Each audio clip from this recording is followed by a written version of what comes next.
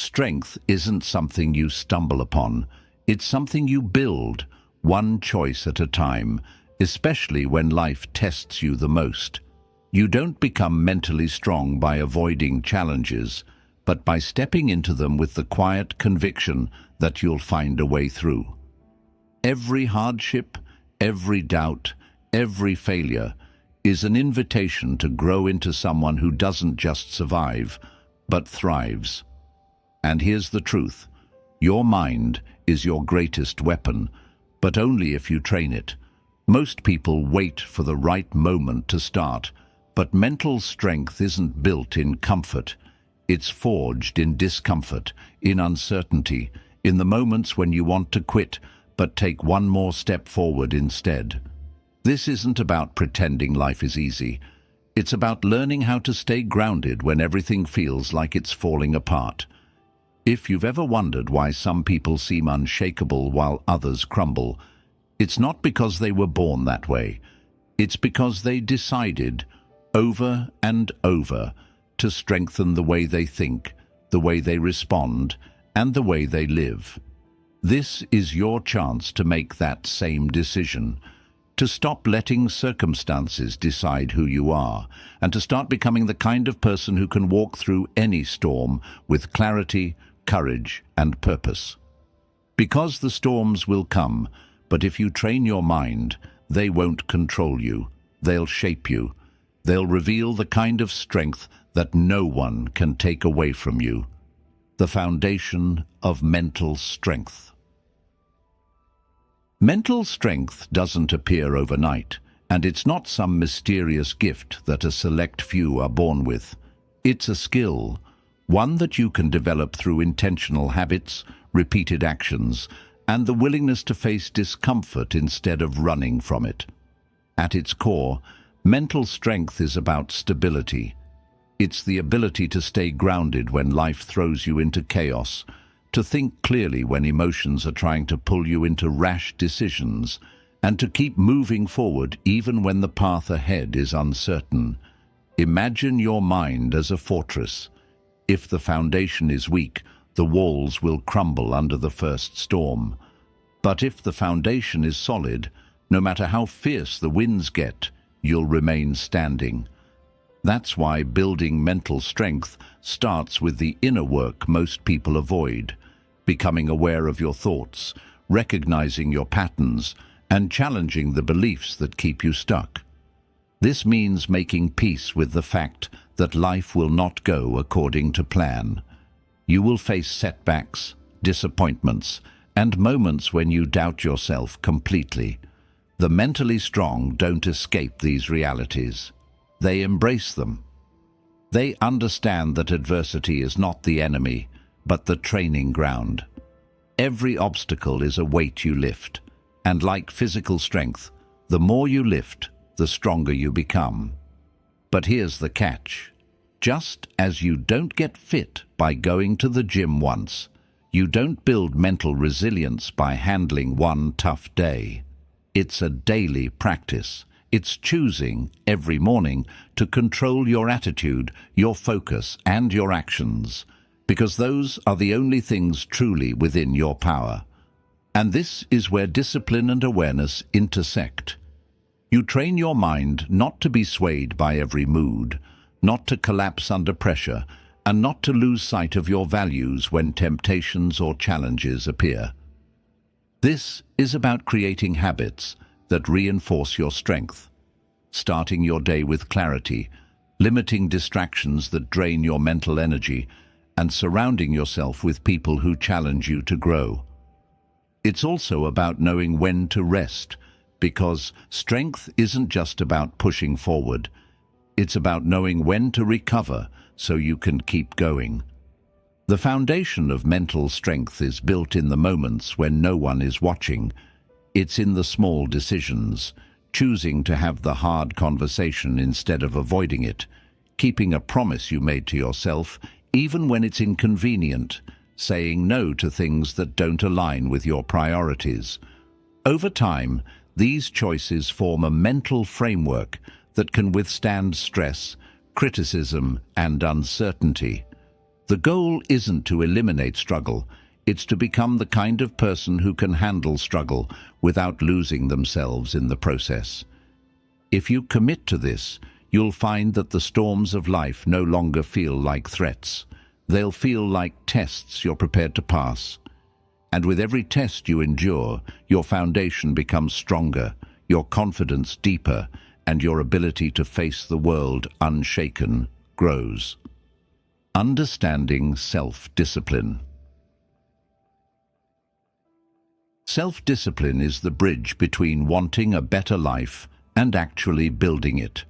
It's the quiet, often uncelebrated force that keeps you moving forward when motivation has already left the room. People often think discipline means living without joy, as if it's about constant sacrifice and rigid control. But true discipline isn't about punishing yourself. It's about creating freedom. It's the ability to set a course for yourself and stick to it, even when every distraction, temptation, and excuse tries to pull you away. It's what separates those who talk about change from those who actually make it happen. Motivation might get you started, but discipline is what carries you through the days when you feel tired, uninspired, or completely overwhelmed. To understand discipline, you have to first understand your why. Without a compelling reason, discipline becomes a chore. When you know why you're working towards something, when it matters deeply to you, it's far easier to make the tough choices. Waking up early to exercise, saying no to an unhealthy habit, working on a goal after a long day, all of that becomes more bearable when you can connect it to something meaningful. Your why is the anchor that keeps you steady in rough waters. Without it, you drift aimlessly, chasing whatever feels good in the moment, but never building anything lasting. Discipline also thrives on structure. It's not enough to have willpower. You have to design your environment so it supports your goals. That means removing unnecessary temptations, organizing your time intentionally, and setting up small, achievable steps that lead to bigger wins. When you rely solely on raw willpower, you set yourself up for burnout. But when you have systems in place, habits, routines, and clear boundaries, you make discipline automatic. You don't have to wrestle with the decision each day because the decision has already been made in advance. And here's the part most people overlook. Discipline is not about perfection. You will slip. You will have days when you don't follow through. The difference between those who stay disciplined and those who give up is how they respond to those moments. The disciplined person doesn't waste energy on guilt. They simply get back on track. They understand that one missed step doesn't ruin the journey. Quitting does. The truth is, discipline is an act of self-respect. Every time you follow through on something you promised yourself, you reinforce the belief that you can trust yourself. And the more you trust yourself, the more ambitious your goals become, because you know you have the strength to see them through. It's a cycle that feeds itself. Discipline builds trust. Trust fuels bigger action, and bigger action leads to greater results. When you master this, you stop relying on fleeting bursts of inspiration and start building a life that is consistent, stable, and moving in the direction you've chosen. That's the real power of self-discipline, not just to get you through the hard days, but to transform you into someone who refuses to give up on what matters most. Embracing fear and anxiety. Fear and anxiety are two emotions most people spend their lives trying to avoid, yet they are also two of the most powerful indicators that you're standing at the edge of growth. We're conditioned to see them as enemies, signs that something is wrong, that we should retreat to safety. But if you look closer, you'll see that fear often points directly to the places where you can expand. and anxiety is the body's way of telling you that you're stepping into something uncertain, something unfamiliar, something that matters. The problem isn't feeling fear, it's letting fear decide the direction of your life. People who are mentally strong know that fear is not a signal to stop. It's a signal to prepare, to focus, and to move forward with awareness. Think about every meaningful achievement in your life so far. Chances are, fear and anxiety were standing right beside you when you took those steps. Your first important job interview, a difficult conversation you didn't want to have, a leap into a new opportunity that you weren't entirely sure you could handle. The trembling hands, the racing heart, the voice in your head whispering, "What if this goes wrong?" These are not signs of weakness. They are signs of significance.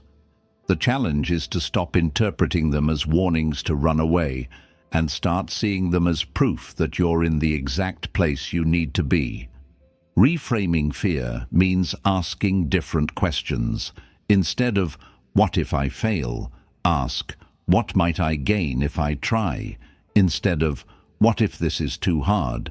ask, "What kind of strength will I build by facing this?" Anxiety, too, can be transformed when you shift your relationship with it. It's not about eliminating every trace of nervousness, but about using that heightened energy to sharpen your focus and push yourself to act with intention. This is where practices like mindfulness and controlled breathing become powerful tools. They help you stay grounded enough to act despite the emotions rushing through you. Another truth that mentally strong people understand is that comfort is often the enemy of growth. If you spend your life trying to stay comfortable, you'll miss the experiences that shape resilience, courage, and confidence.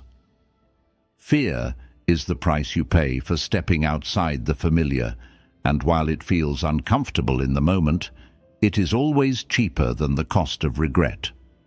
The more you face fear intentionally, the more you realize that it rarely has the power you thought it did. What once felt impossible becomes normal, and what once terrified you becomes just another part of life. By embracing fear and anxiety, you train your mind to see them not as obstacles, but as guides. They point you toward the work that matters, the challenges that will expand your capacity, and the risks that have the potential to transform your life. You stop being controlled by what if and start living in even if. Even if it's hard, even if I'm scared, even if I fail, I will still try. That mindset is where true mental strength lives, because it means you're no longer at the mercy of your fears. Instead, you're using them as fuel, and once you learn to do that, there's very little in life that can hold you back. Building positive habits. The truth about success, whether in your career, your health, or your relationships, is that it's rarely the result of one massive effort. More often, it's the result of small, repeated actions that compound over time. Positive habits are the engine that drives lasting change, and they're also the quiet proof of your commitment to yourself. But here's the challenge. Building them is not about doing something once. It's about making it a part of who you are. Habits are powerful because they remove the need for constant decision-making. Once something becomes automatic, you no longer have to fight yourself to get it done. It just happens, like brushing your teeth or locking your door at night. And that's when real progress begins. Many people fail at creating positive habits because they try to overhaul their entire life overnight. They go from doing nothing to setting goals that demand an unrealistic level of willpower. But mental strength is built by starting small and staying consistent. If you want to develop a habit of reading, start with 10 minutes a day instead of forcing yourself into an hour. If you want to exercise regularly, commit to short, achievable workouts, until the routine becomes second nature. These small wins create momentum, and momentum makes it easier to keep going, even on the days when your motivation is at zero. One of the most effective ways to build habits is to anchor them to something you already do. This is called habit stacking, linking a new action to an existing one so it fits naturally into your day. For example, if you want to start meditating, you could decide to do it immediately after brushing your teeth in the morning. By attaching the new habit to an established routine, you reduce the friction of starting and make the habit more likely to stick. Your environment also plays a huge role. If your surroundings constantly tempt you to break your habits, you'll struggle. But if you set up your space so that it supports your goals, like keeping healthy snacks visible and hiding the unhealthy ones, you make it easier to follow through. Tracking your progress is another key part of the process. There's something deeply motivating about seeing your streaks, your repetitions, your effort laid out in front of you. It transforms the habit from an abstract idea into something tangible. And when you inevitably hit a day where you miss your habit, don't see it as a failure. See it as part of the process. Missing once doesn't erase all your work. Giving up does. The real magic of positive habits is that they don't just change what you do, they change how you see yourself. Each time you keep a habit, you send a message to yourself. I am the kind of person who follows through. Over time, that identity shift makes it easier to maintain your habits because they're no longer just tasks on a list, they're part of who you are. When you build your life around small, consistent actions that align with your values, you create a structure that makes mental strength sustainable, and as those habits compound, you'll realize that the person you've become is the result of hundreds of tiny choices you made when no one else was paying attention. That's the real power of habits. They turn effort into identity, and identity into lasting success. The power of mindfulness. Mindfulness isn't about sitting in silence for hours or emptying your mind of all thoughts.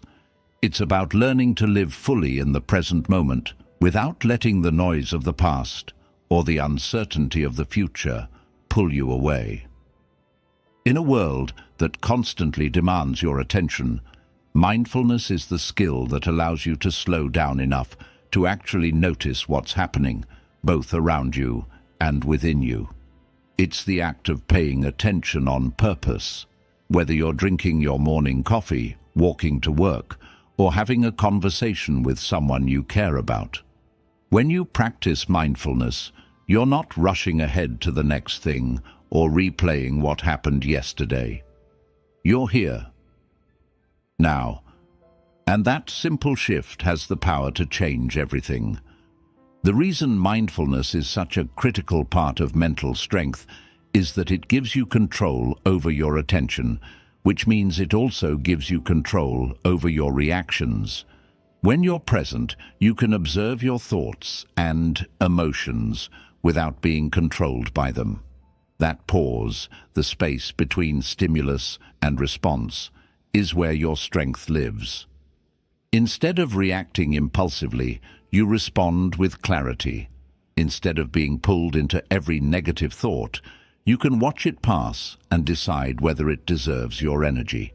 Over time, this ability to remain aware without being consumed by every passing feeling becomes one of the greatest tools for resilience. One of the most practical ways to bring mindfulness into your life is to anchor it to everyday moments. You can practice mindful breathing while waiting in line. Take a few seconds to really taste your food before swallowing, or pause before responding in a conversation to fully hear what the other person is saying. These small moments of awareness train your mind to stay focused and calm, even in situations that would normally trigger stress or frustration. And when life inevitably throws challenges at you, your practice pays off. You're less likely to be swept away by panic or anger because you've built the habit of pausing, observing, and choosing your next step intentionally. Science backs this up.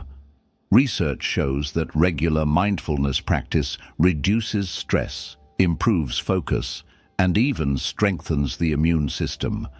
It literally changes the brain, increasing activity in the areas responsible for decision-making and emotional regulation.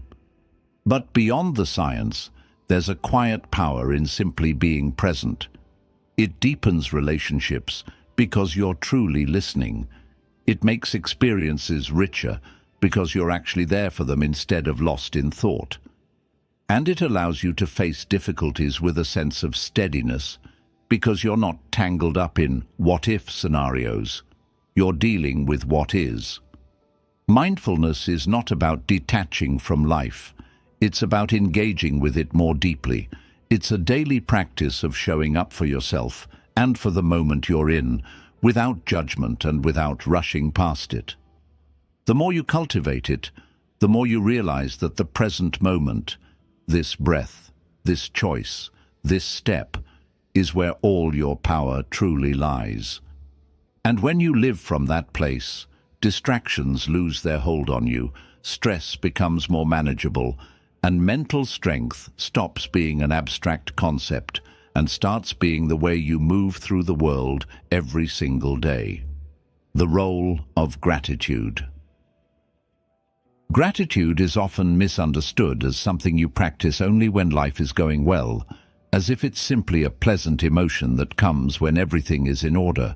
But real gratitude, the kind that strengthens your mind and shapes your resilience, isn't about waiting for perfect conditions. It's about choosing to focus on what's good, even when life feels far from ideal. It's about training your attention to see what's present instead of obsessing over what's missing. This shift in perspective doesn't mean you ignore challenges. It means you refuse to let them blind you to the things that still make life worth living. When you practice gratitude consistently, you begin to notice how it changes your mental state. It quiets the endless comparisons that fuel dissatisfaction. It softens the pull of negative thoughts that try to convince you that you'll only be happy when you have more, do more, or become more. Gratitude pulls you back into the reality that right now you have things worth appreciating: health, relationships, opportunities, lessons learned, even the strength to face today's struggles. That awareness builds emotional resilience because it creates balance. Instead of being consumed by what's hard, you're reminded that good still exists alongside the difficult. The power of gratitude goes deeper than just feeling good. It actively rewires your brain. Studies in neuroscience show that regular gratitude practice increases activity in areas of the brain linked to empathy, self-awareness, and emotional regulation. Over time, this helps you respond to stress with more calm and less reactivity. It's not magic. It's the result of training your mind to notice and value the positive, so it becomes your default perspective instead of something you have to fight for. There are simple but powerful ways to integrate gratitude into your daily life. Start or end your day by writing down 3 things you're thankful for, no matter how small they seem. Take a moment in the middle of a stressful day to acknowledge one thing that's still going right. Express appreciation to someone who's made a difference in your life, whether it's through a message, a phone call, or a quiet moment of acknowledgement in your own mind. The more you actively recognize these moments, the more naturally they'll come to you. But gratitude also requires humility. You have to be willing to admit that you're not self-made in every sense, that others have contributed to your journey, that life has given you gifts you didn't fully earn. That humility is grounding, and it protects you from entitlement, which is the enemy of mental strength. A person who feels entitled becomes bitter when life doesn't go their way. A person who is grateful adapts because they see that even in loss, there's something to value, whether it's a lesson, a relationship, or the discovery of their own resilience. In the end, gratitude is not just a reaction to the good, it's a deliberate choice that amplifies it.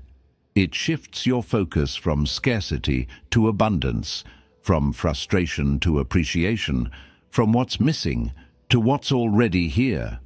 And when you live in that mindset, life stops feeling like a constant chase for the next thing and starts feeling like a collection of moments you actually get to experience fully.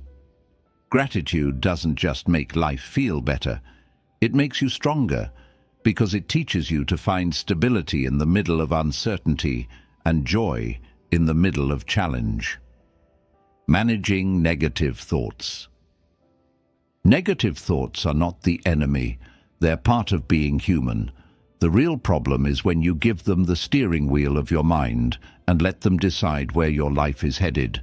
Left unchecked, these thoughts can turn small challenges into overwhelming problems, can convince you that you're powerless when you're not, and can drain your energy before you even take the first step toward what matters. Managing them doesn't mean pretending they don't exist or forcing yourself to think positive all the time.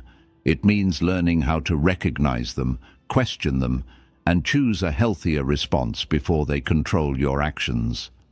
The first step is awareness. You can't change a thought you don't notice. That's why mindfulness plays such a big role here. It teaches you to step back and watch your thoughts instead of being swallowed by them. When you notice a negative thought, treat it like a visitor knocking on your door. You get to decide whether to let it in, and if you do, how long it stays. Just because a thought shows up in your mind doesn't make it true. The mind is full of automatic patterns, many of them shaped by past experiences, fears, or even someone else's opinions. By pausing to ask, is this thought accurate? Is it helpful? Is it leading me toward the person I want to be? You begin to take back control. Another powerful strategy is reframing. This doesn't mean sugarcoating reality. It means shifting perspective to see the bigger picture. If you fail at something, instead of thinking, I'm terrible at this, you can reframe it as, this is a chance to learn what I need to improve. If someone criticizes you, instead of thinking, they hate me, you might reframe it as, they're giving me insight into how I'm perceived. Reframing is a mental habit that transforms setbacks into opportunities, and over time, it makes your thinking more resilient and solution-oriented. Your environment also matters more than you might realize.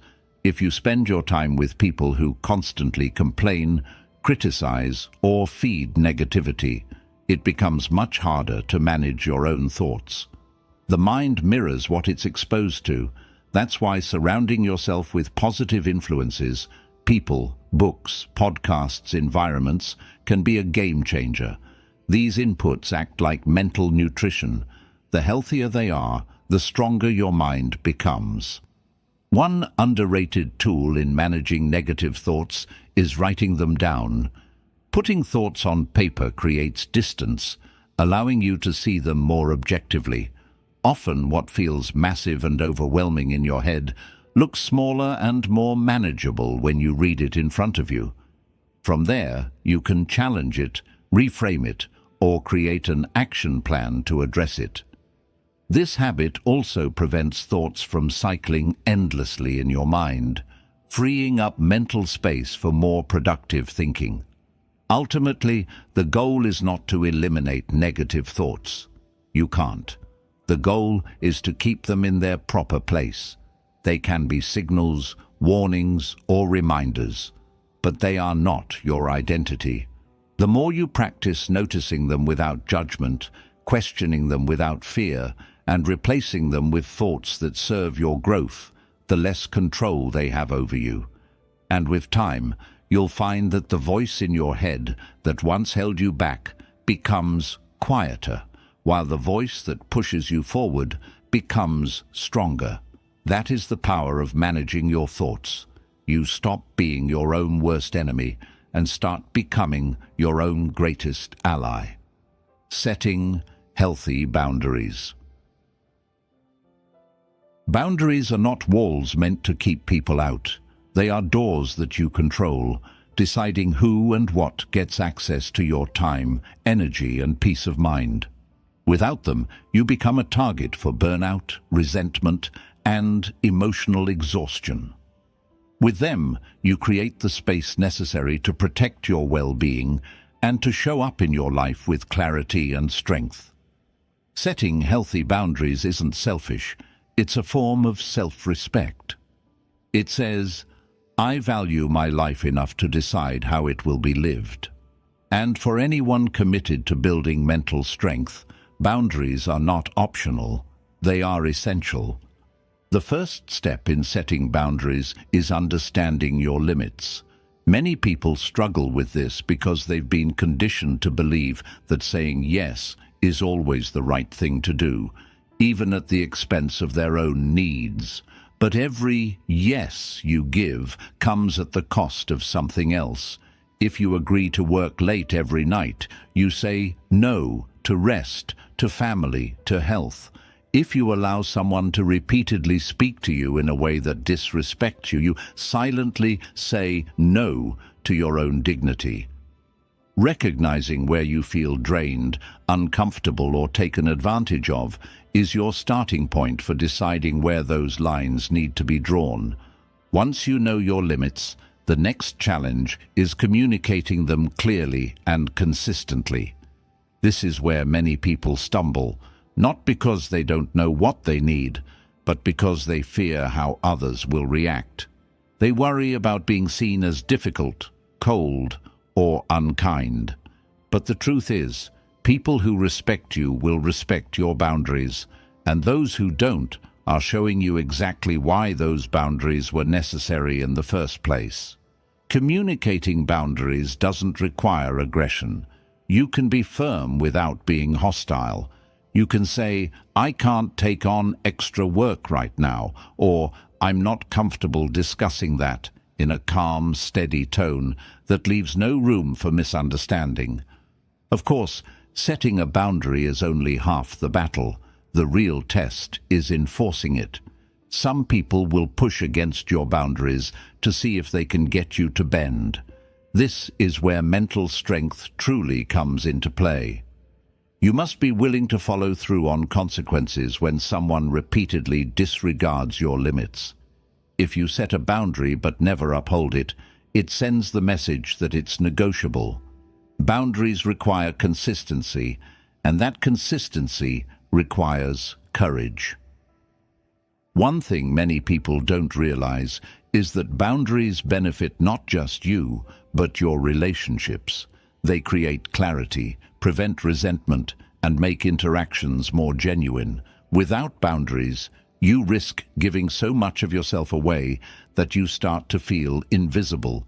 With them, you can engage with others from a place of choice rather than obligation. You can give freely because you've decided to, not because you feel pressured to. Healthy boundaries also protect your focus. They allow you to prioritize the work, relationships, and personal growth that matter most to you. In a world full of distractions and demands, that kind of focus is a superpower. It ensures that your life is shaped by your own values, not by the constant pull of other people's expectations. In the end, boundaries are not about shutting people out. They are about protecting the space you need to live with integrity. They are the framework that allows you to grow without being depleted, to help others without losing yourself, and to live a life that is truly yours. When you set them with clarity and uphold them with strength, you send a clear message to the world. My time, my energy, and my peace are valuable, and I will treat them that way. The importance of self-care. Self-care is not an indulgence, It's not a luxury you allow yourself only after you've worked hard enough or reached some invisible milestone. It's a necessity, a fundamental part of sustaining your physical, emotional, and mental well-being. Without it, everything else in your life eventually suffers. You can only give so much of yourself before your energy, patience, and focus run dry. And when that happens, you're not just less effective for others, you're less present for yourself. The mistake many people make is thinking that self-care is selfish, when in reality, it's the foundation that allows you to keep showing up in the world as your best, most capable self. Self-care starts with listening to your body and mind. Too often, we ignore the warning signs of burnout, fatigue, irritability, loss of motivation, until they become impossible to overlook. Mentally strong people pay attention earlier. They know that rest is not weakness, it's strategy. Taking time to recover doesn't mean you're slacking off. It means you're preparing yourself to continue with focus and clarity. In the same way that athletes train intensely, but also schedule recovery days, you need moments that allow you to reset mentally and physically, so you can sustain the pace of your life without breaking down. The truth is, self-care is deeply personal. For some, it's an early morning workout that sets the tone for the day. For others, it's a quiet hour with a book, a walk in nature, or a conversation with someone who truly listens. It's about identifying the activities that recharge you and making them a non-negotiable part of your routine. That's the key: consistency. A single act of self-care is like one glass of water on a hot day. It helps, but it won't keep you hydrated in the long run. Real change comes when caring for yourself becomes a habit, not an afterthought. It's also important to recognize that self-care isn't always comfortable. Sometimes it means making hard choices, saying no to extra commitments, ending relationships that drain you, or stepping away from environments that undermine your well-being. It means being honest about what's truly good for you, even if it disappoints others. Mental strength comes from understanding that you can't please everyone without destroying yourself in the process. There's also a deeper truth here. When you take care of yourself, you raise the standard for how others treat you. You show people through your actions that your health, your peace, and your time matter. And in turn, you're better able to be present for the people and projects that matter most. It's the opposite of selfishness. It's a recognition that you can't pour from an empty cup. When your needs are met, your capacity to give, support, and create grows exponentially. In the end, self-care is about respect. Respect for your body, your mind, and your life.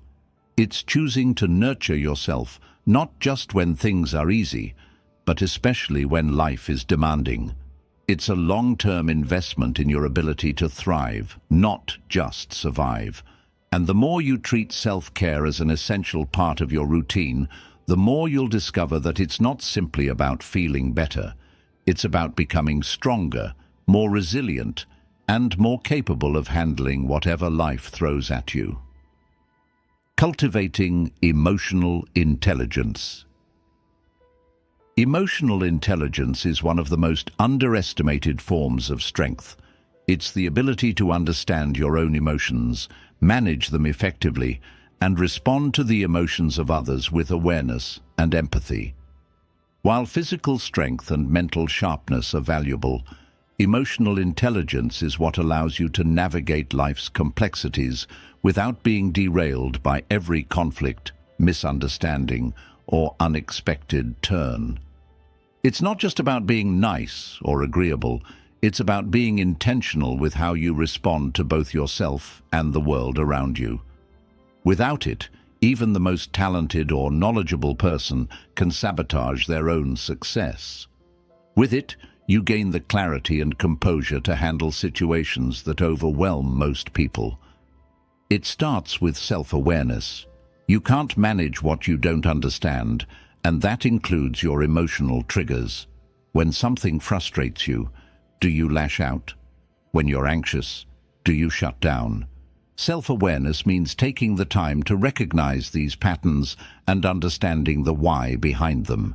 Instead of being at the mercy of your feelings, you become an observer, capable of choosing your responses rather than being pulled into automatic reactions. This is where mental strength and emotional intelligence overlap. The stronger your self-awareness, the less likely you are to let temporary emotions create permanent damage. The next layer is self-regulation, the ability to stay composed even when emotions run high. This doesn't mean you suppress your feelings or pretend they don't exist. It means you acknowledge them, but you don't let them dictate your actions. If anger rises, you pause before speaking. If fear takes hold, you breathe and assess before deciding. Self-regulation is like having an internal brake system that prevents you from driving straight into regret. It's a skill that requires practice, especially in moments of tension, but over time it becomes one of your greatest assets. Then comes empathy, the ability to understand and connect with the emotions of others. Empathy doesn't mean agreeing with everyone or letting emotions override logic. It means seeing things from another person's perspective and recognizing the feelings driving their behavior.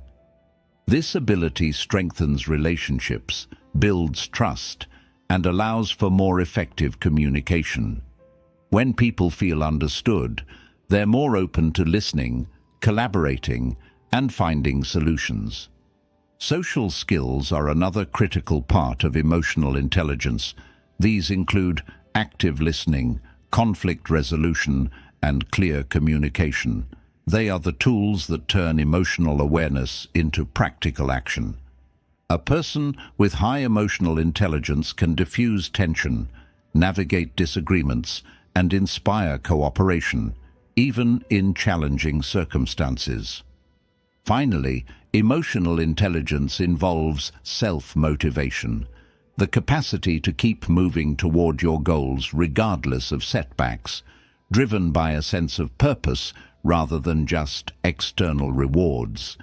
People with strong emotional intelligence know how to channel their emotions into action, turning frustration into determination and disappointment into renewed effort. The beauty of emotional intelligence is that it's not fixed. You can develop it with intention and practice. Start by paying closer attention to your emotional patterns, both in calm moments and in times of stress. Reflect before reacting. Ask questions before judging. And always remember that strength isn't just measured by how much you can endure. It's also measured by how wisely you can navigate the emotions that come with endurance. When you cultivate emotional intelligence, you're not just improving your mental strength, you're giving yourself the tools to connect deeply, communicate effectively, and live with balance in an unpredictable world. Building a support system. No one becomes mentally strong in isolation. Strength may be forged within you, but it's sustained and reinforced by the people you choose to keep close. A strong support system doesn't mean surrounding yourself with people who only tell you what you want to hear. It means building a network of relationships that challenge you, encourage you, and hold you accountable to the best version of yourself. These are the people who remind you of your capabilities when you forget, who offer perspective when you're stuck in your own head, and who give you the kind of feedback that pushes you to grow, even when it's uncomfortable. The first step in building a support system is being intentional about who you allow into your inner circle. Not everyone deserves a front row seat to your life. Mentally strong people understand that relationships either feed your growth or drain it. There is rarely a neutral in-between. This means seeking out individuals who align with your values, respect your boundaries, and demonstrate consistency in their words and actions. It also means distancing yourself from those who constantly criticize without offering solutions, take without giving, or pull you away from your goals instead of toward them. A strong support system is built on mutual investment. It's not just about having people to lean on, it's about showing up for them as well. This reciprocity creates trust, and trust is the backbone of any relationship that can weather life's inevitable storms. When challenges arise, you don't just have people who will listen, you have people who will actively help you find solutions and take action. But here's the reality. Support systems don't happen by accident. They require cultivation. This means making time to connect regularly, being honest about your struggles, and allowing yourself to be vulnerable. Vulnerability is often mistaken for weakness, but in truth, it's what deepens relationships. When you open up about your challenges, you give others permission to do the same, creating an environment where honesty thrives and where real help can be offered without judgment. Your support system should also be diverse in perspective and experience. Having people from different backgrounds, professions, and life stages allows you to see problems and solutions from multiple angles. Sometimes, the most valuable insight comes from someone who isn't in the same situation as you, because they can view it without the emotional weight you carry. And perhaps most importantly, a support system should inspire you. Being around people who are disciplined, resilient, and purpose-driven will naturally influence you to hold yourself to a higher standard. This is why it's said that you are the average of the 5 people you spend the most time with. Your environment shapes your mindset, whether you realize it or not. Building a support system is not about creating dependency. It's about reinforcing your ability to stand strong while knowing you have others to lean on when the weight gets too heavy. Life will test you in ways you can't always prepare for, but with the right people in your corner, you don't just endure, you rise. And in return, you become part of someone else's strength, creating a cycle of resilience that benefits everyone involved. Overcoming setbacks. Setbacks are not proof that you're failing, they're proof that you're trying. Anyone who's ever achieved something worthwhile has been knocked down, sometimes more than once. The difference between those who stay down and those who rise is not luck, talent, or even intelligence. It's resilience. Resilience is the decision, again and again, to get back up, adjust your approach, and keep moving forward even when the road ahead feels endless. Mentally strong people know that setbacks are not the end of the story. They are simply chapters in the process of becoming who you're meant to be. The first step in overcoming a setback is to separate your identity from the event. Too often, we internalize failure as a reflection of our worth. I failed, so I must be a failure. But the truth is, a setback is just feedback. It's information about what didn't work, not a verdict on who you are. This perspective shift is crucial because it keeps you in problem-solving mode instead of self-destructive mode. When you can see the setback as a teacher rather than a judge, you reclaim your power to act. Next comes the willingness to evaluate without ego. This is where mental strength really matters, because it's not easy to look at your mistakes without defensiveness. It requires humility to admit what you could have done better and courage to face uncomfortable truths. But this honest assessment is where growth begins. You identify what's within your control to change, what needs a new approach, and what you must simply accept and move past. The mentally strong also understand that recovery from a setback isn't always about pushing harder. It's about adjusting smarter. Sometimes that means taking a short pause to regain clarity before making your next move. Other times it means pivoting entirely, letting go of a path that's no longer serving you.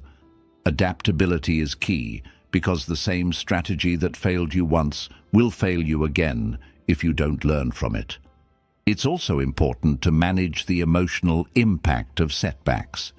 Disappointment, frustration, even grief are natural responses. Allow yourself to feel them, but don't set up camp there. Use tools like journaling, talking with your support system, or engaging in physical activity to process those emotions so they don't harden into self-doubt. Finally, resilience is built in small steps. After a setback, the next move doesn't have to be massive, it just has to be forward. Even a small win can restore momentum and rebuild confidence. And each time you come back from a setback, you strengthen the belief that you can handle whatever comes next. Over time, you realize that setbacks are not detours from the path. They are the path. They shape your character, sharpen your skills, and teach you lessons that success alone never could. When you stop fearing them, you start using them, and that's when you become truly unstoppable.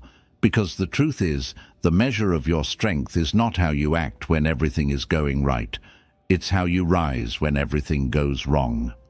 The importance of goal setting. Without goals, life becomes a series of disconnected actions, days that blur together without a clear direction.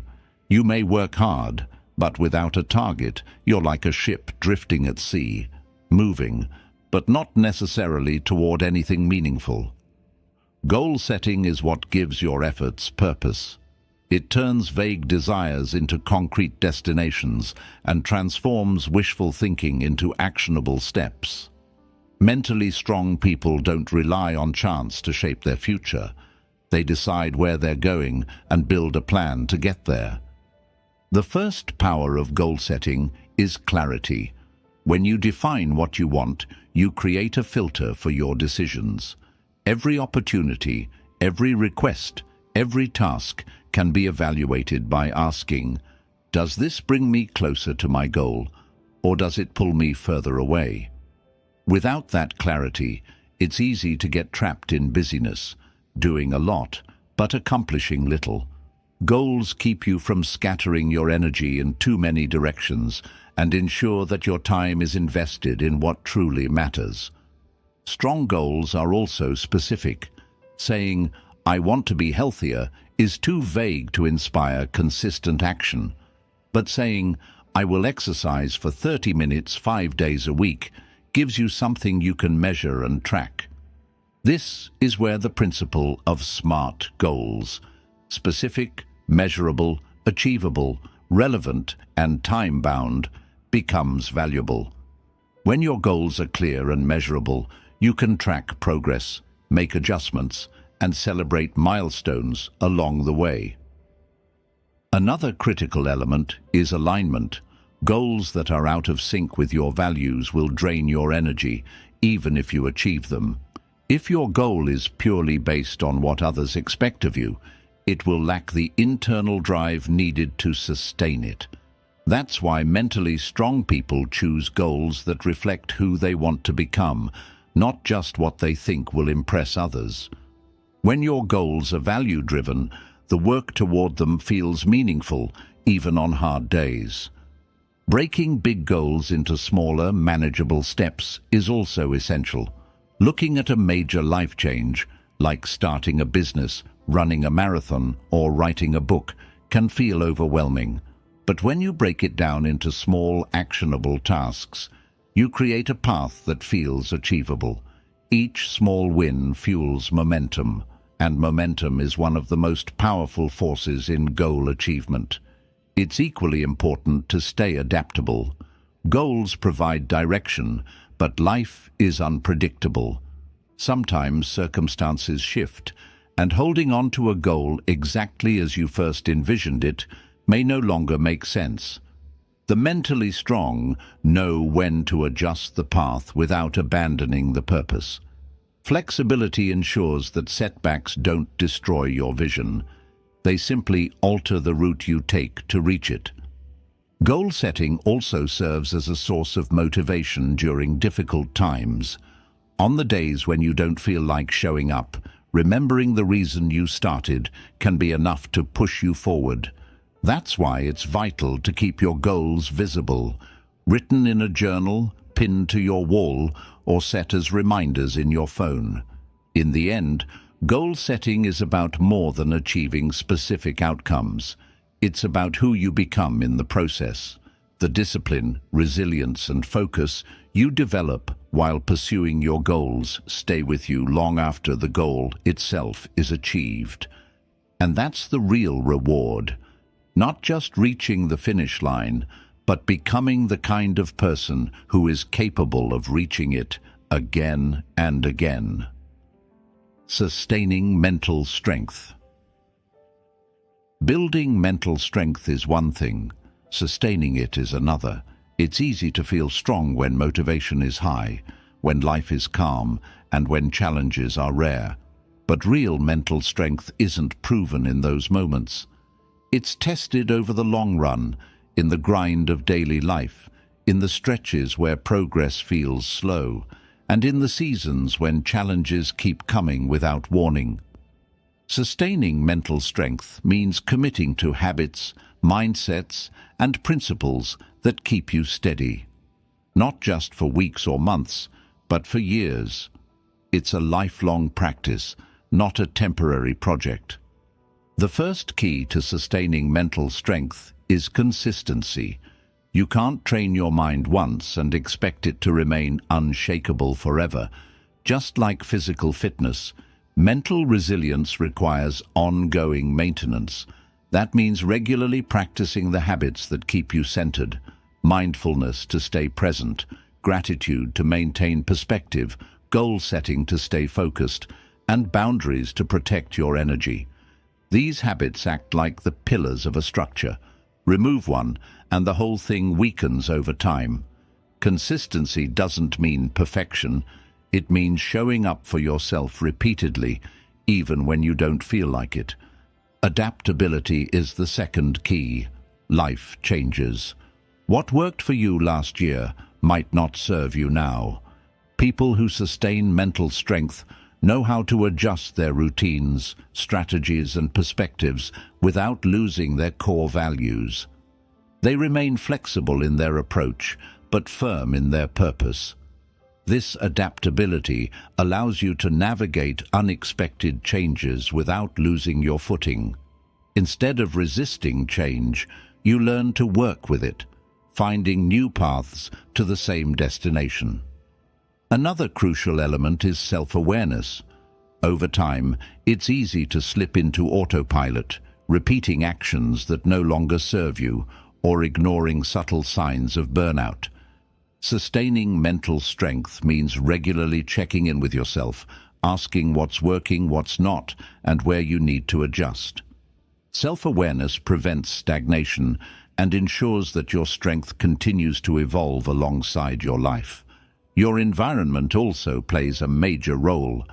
The people, places, and information you surround yourself with either reinforce your mental strength or slowly erode it. A supportive environment makes it easier to maintain positive habits, while a toxic one can undo progress you've worked hard to build. This is why protecting your inner circle, limiting exposure to negativity, and curating your influences is an ongoing responsibility. Rest and recovery are often overlooked, but essential for sustaining mental strength. Pushing yourself without breaks eventually leads to mental and emotional exhaustion, which makes it harder to think clearly, manage stress, and make good decisions. Incorporating regular downtime, hobbies that recharge you, and moments of stillness ensures you can keep going for the long haul without burning out. Finally, sustaining mental strength requires a strong sense of purpose. Without a reason to keep going, it's easy to drift. Your why fuels discipline, helps you endure hard times, and gives meaning to the daily choices that keep your mind sharp and resilient. When you know what you're working toward and why it matters, you can face challenges without losing your sense of direction. In the end, sustaining mental strength is about creating a lifestyle that supports it every single day. It's the accumulation of small, consistent actions, the willingness to adapt, and the commitment to your values. It's knowing that mental strength isn't something you build once and forget. It's something you live, nurture, and protect for the rest of your life. And the reward for that effort is a mind that can weather any storm, a spirit that stays grounded, and a life lived with clarity and resilience, no matter what comes your way. Strength of mind is not measured by how little life challenges you, but by how steadily you walk through those challenges without losing yourself. Every principle we've explored, from building a strong foundation to sustaining your mental resilience, isn't just theory. It's a set of tools. Tools you can reach for on the days when you want to give up. Tools that remind you that no matter what happens, you still have control over your thoughts, your choices, and your actions. You will face moments when fear is loud, when self-doubt creeps in, and when life's setbacks make you question your own strength. In those moments, remember this: mental strength is not about feeling unbreakable. It's about refusing to stay broken. It's about getting up one more time, choosing one more step, and believing that you are capable even when the evidence isn't obvious yet. The work never truly ends, but that's what makes it powerful. You're not aiming for a single peak to conquer. You're building the capacity to climb again and again. You're shaping yourself into someone who can remain grounded in chaos, patient in uncertainty, and focused in distraction. That's not just mental strength, that's freedom. So take these lessons and put them into action. Not tomorrow, not when it's convenient. Today. Start with one small choice that aligns with the person you want to become, then another, and another. Over time, you won't just see changes in your circumstances, you'll see changes in yourself. And when you look back, you'll realize that the strength you were searching for was never something you had to find out there. You were building it all along, one decision, one challenge, one step at a time.